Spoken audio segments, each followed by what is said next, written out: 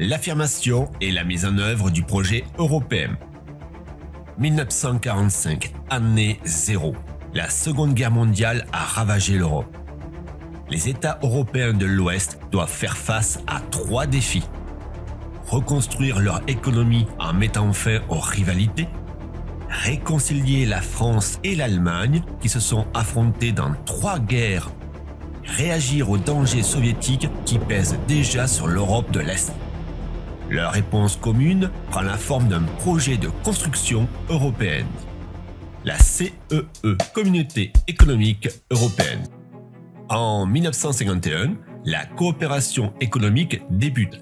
La production du charbon et de l'acier est mise en commun par 6 États. France, Allemagne, Italie et les 3 États du Benelux. La CECA facilite la reconstruction en fixant des prix bas. Elle met fin aux rivalités en donnant un accès égal aux ressources minières. Elle lie politiquement les États et contribue à l'apparition d'un espace de paix. Toutefois, dès 1954, la tentative de créer une communauté européenne de défense se solde par un échec. 1957, le succès de la CECA entraîne la création de la Communauté économique européenne. Le traité de Rome en 1957 supprime les barrières douanières entre les 6 États. Les marchandises peuvent circuler librement à l'intérieur d'un marché commun. Parallèlement, se met en place Euratom, une communauté européenne de l'énergie atomique. À partir des années 1960, la CEE développe la politique agricole commune. Cette PAC a pour objectif l'augmentation de la production agricole. Des subventions permettent de moderniser l'agriculture, de favoriser les exportations et de faire baisser les prix agricoles.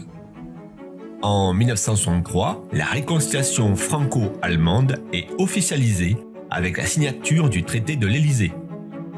Le couple franco-allemand devient le moteur du projet européen. 1973, la CEE est un succès. Elle favorise l'enrichissement des États membres.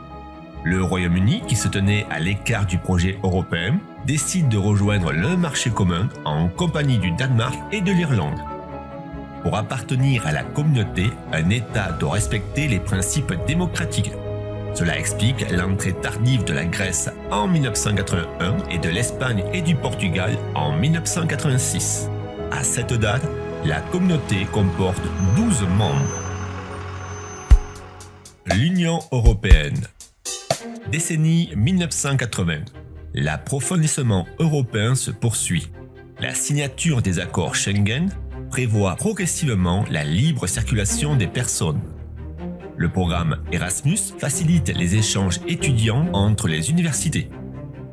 1991. La fin de la guerre froide rend possible l'élargissement de la CEE vers l'est de l'Europe. 1992. La signature du traité de Maastricht fait évoluer la CEE en Union européenne.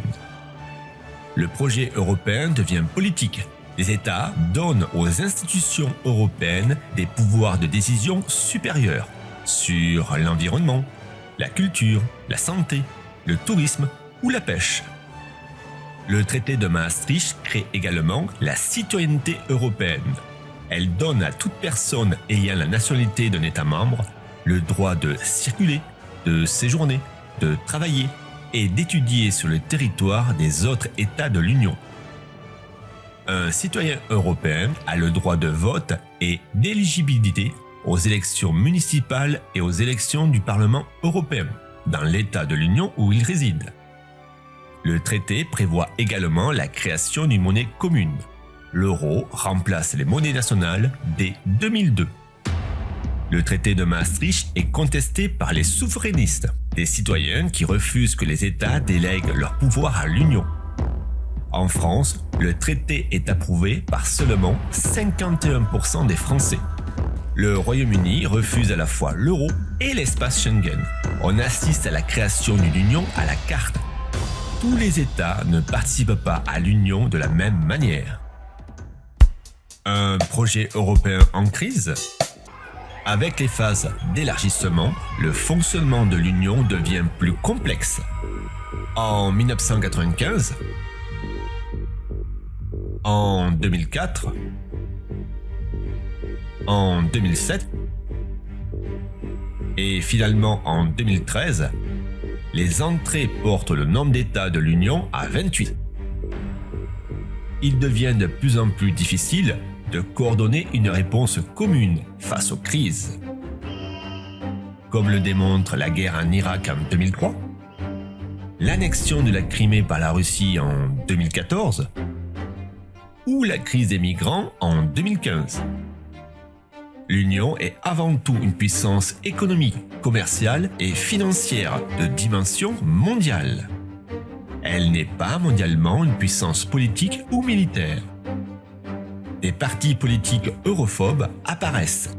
Ils proposent une sortie de l'Union.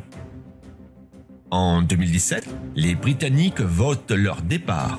Le Brexit devient effectif en 2021. En 2022, la Russie attaque l'Ukraine. L'Union réagit par des sanctions économiques et elle prend conscience de la nécessité d'une défense européenne commune.